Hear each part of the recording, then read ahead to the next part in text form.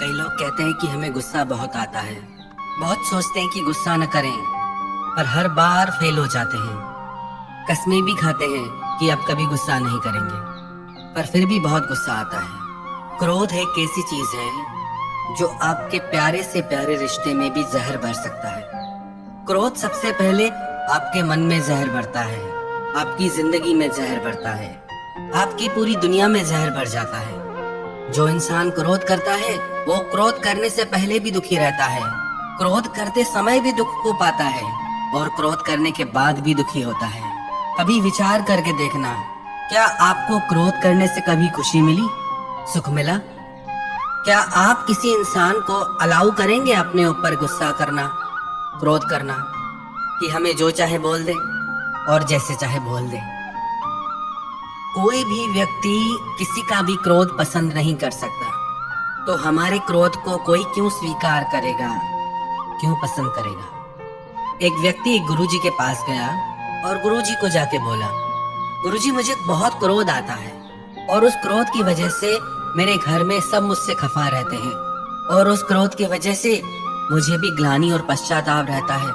मैं लोगों से नजरें नहीं मिला पाता, ऐसे ऐसे शब्द क्रोध में कह जाता हूँ कि जिनको बाद में लौटाया नहीं जा सकता। याद रखना आप भी एक बात, जो भी शब्द आप क्रोध में आके कह जाते हैं, हो सकता है कि आपको उनकी माफी मिल जाए, पर लोग उन शब्दों को भूलते नहीं। तो याद रखना, जो भी आप क्रोध में शब्द कहेंगे, उन शब्दों का सामना आपको भी जिंदगी भर करना पड़ेगा। तो उसने गुरुजी से कहा कि मैं परेशान हो गया हूँ, बहुत कोशिश करता हूँ, पर गुस्से की आदत छूटती ही नहीं। गुरुजी ने कहा एक काम करो, जब भी तुम्हें गुस्सा आए ना, तो बस एक बात याद रखना कि गुस्सा मैं करूंगा, पर कल, आज नहीं करूंगा। जब भी गुस्सा आए बस इतना संयम मन में रखना कि गुस्सा मैं करूंगा, पर आज नहीं, कल। उसने बोला गुरुजी इससे थोड़ी गुस्सा शांत हो जाएगा, दूसरे दिन भी तो गुस्सा करूंगा ना। गुरुजी ने कहा तुम ये करके तो देखो। वो घर गया, उसे किसी बात पे गुस्सा आया, पर उसे गुरुजी की बात याद आई, गुस्सा तो मैं करूंगा, पर आज नहीं, कल। कल तो दूर की बात है, थोड़ी देर ही बाद ही उसका गुस्सा शांत हो गया। याद रखना एक बात, गुस्सा एक धुएं की तरह है, एक बादल की तरह है, जो थोड़ी देर रह के फिर आगे चला जाता है। बस वो थोड़ी देर हमको संयम साधना है, बस वो थोड़ी देर हमको कंट्रोल करना है।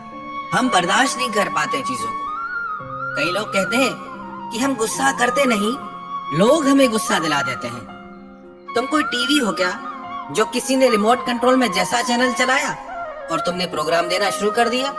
लोग आजकल इतने हल्के क्यों हो गए हैं? कितना आसान हो गया है आजकल किसी को भी गुस्सा दिलाना और किसी को भी खुश करना इतना मुश्किल क्यों हो गया है?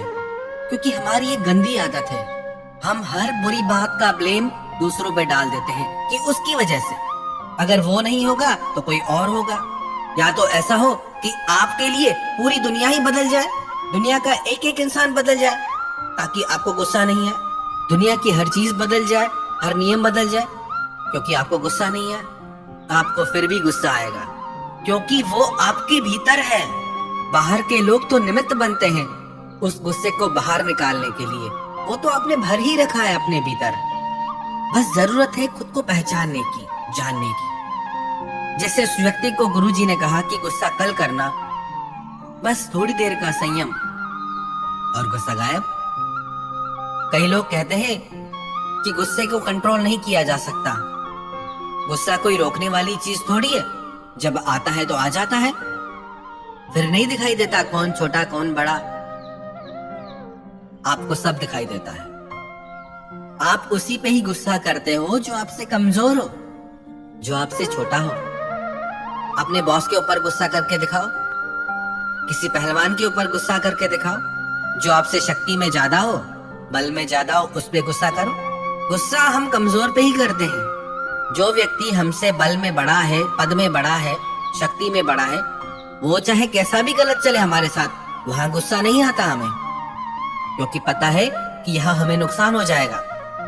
इसका मतलब गुस्सा भी हम चॉइस से करते हैं कि किस पे करना है, किस पे नहीं करना है। तो याद रखे एक बात, कि गुस्सा आपकी चॉइस है।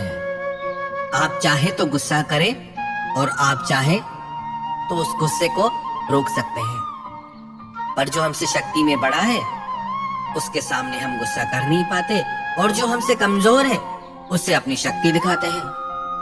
कुछ बातें तो हमने ऐसी भी सुनी है कि गुस्से में आके कई लोग हिंसा भी करते हैं। कई पति लोग अपनी पत्नियों पे हाथ उठाते हैं। कितनी गलत बात है। जो व्यक्ति अपने ही परिवार के सदस्यों पे हिंसा करे उसे मनुष्य कैसे कहा जाएगा। हमारी एक प्रार्थना सभी माताओं बहनों से है, आप भी अपने जीवन में हिंसा का विरोध कीजिए। चुप करके मत सहिए। जब आपके साथ पहली बार ऐसा हो तभी रोक दीजिए, इससे आदत मत बनने दीजिए। अपनी शक्ति आप खुद बनिए। ऐसी बहुत बातें सुनते हैं, बहुत माताओं बहनों पे अत्याचार भी होता है। इस इंतजार में मत बैठे रहिए कि कोई आएगा आपकी रक्षा के लिए। सबसे पहले आप खुद की रक्षा खुद करना सीखिए। पहली बार में ही विरोध कीजिए, रोकिए कि नहीं, ये चीज हम नहीं सहेंगे, हम हिंसा नहीं सह सकते। कुछ कुछ तो ऐसे भी किस्से सुने हैं, इतना दर्द है उनमें जिन्हें बयां भी नहीं किया जा सकता। कैसे लोग इतने निर्दयी हो सकते हैं। तो आप इस चीज का विरोध कीजिए, इसे सहिए मत। क्रोध एक ऐसी अग्नि है जो सिर्फ क्रोध करने वाले को नहीं, उसकी पूरी दुनिया को जला डालती है, उसके पूरे परिवार को जला डालती है। क्रोधी इंसान के साथ रहना साक्षात नरक में रहने के समान है। एक घर में एक सास अपनी बहू पे बहुत क्रोध करती थी, बहुत गुस्सा करती थी। बहू बेचारी चुप करके सब सहती थी, पर वो बहुत परेशान और दुखी रहने लगी। सोचने लगी, आखिर कब तक सहूंगी मैं, कब इन बातों का अंत होगा।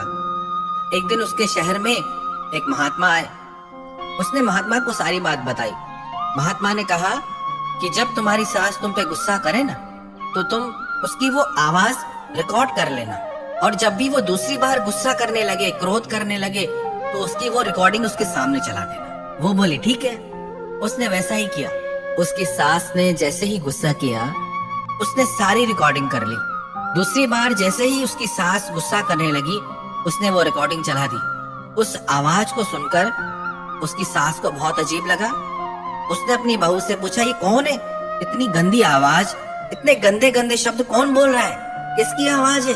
इतने गंदे शब्द हैं, मेरे कानों में चुभ रहे हैं। कौन है ये? मुझे क्यों सुना रही है ये? उसकी बहू ने बोला कि ये आपकी आवाज है और ये सारे शब्द भी आपके हैं। जब उसकी सास ने वो पूरी रिकॉर्डिंग सुनी, उससे बड़ा अफसोस हुआ कि इतनी गंदी आवाज, इतने बुरे शब्द मेरे मुंह से निकलते हैं। उस दिन उसे अपनी गलती का एहसास हुआ। रिश्ता चाहे कोई भी हो, सास बहू का, पति पत्नी का, पर जहां क्रोध आ जाता है वहां खटास आ जाती है, वहां लोग खुश नहीं रह पाते। कई लोग कहते हैं फिर तो हम किसी को कुछ कहें ही नहीं, जिसको जैसे मर्जी करने दे, बच्चों को भी कहना छोड़ दे। नहीं, परमात्मा ने आपको विवेक दिया है।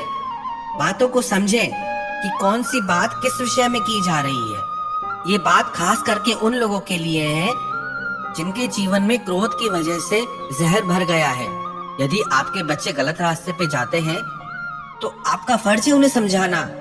किसी की भलाई के लिए थोड़ा ऊपर से गुस्सा दिखाने में कोई बुराई नहीं है। गुस्सा और क्रोध ये दोनों अलग चीजें हैं। आपने गुस्सा किया, उस टाइम बात बोली, वही बात बुरी हो गई।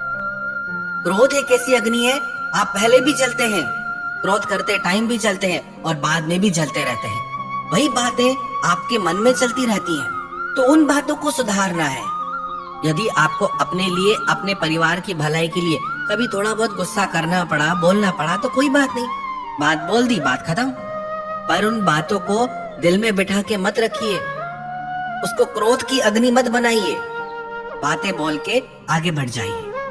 न आप किसी का क्रोध सह सकते हैं, न कोई आपका क्रोध सहना पसंद करेगा। तो क्यों आपने इस जहर को अपनी जिंदगी में पाल रखा है? और जितना इस बीमारी को पालेंगे ये उतना बढ़ती जाएगी। फिर आप खुद का भी दिल दुखाएंगे, अपने परिवार वालों का भी दिल दुखाएंगे, खुद की नजरों से भी गिर जाएंगे और सबकी नजरों से भी गिर जाएंगे। तो छोड़िए इस बीमारी को। जब भी गुस्सा आए ना, तो याद रखना ये बात कि आज नहीं कल करेंगे। बस वो थोड़ी देर का संयम आपके मन से उस क्रोध की अग्नि को शांत कर देगा। थोड़ा तो संयम रखना सीखिए, थोड़ा तो अपने जीवन को संवारना सीखिए।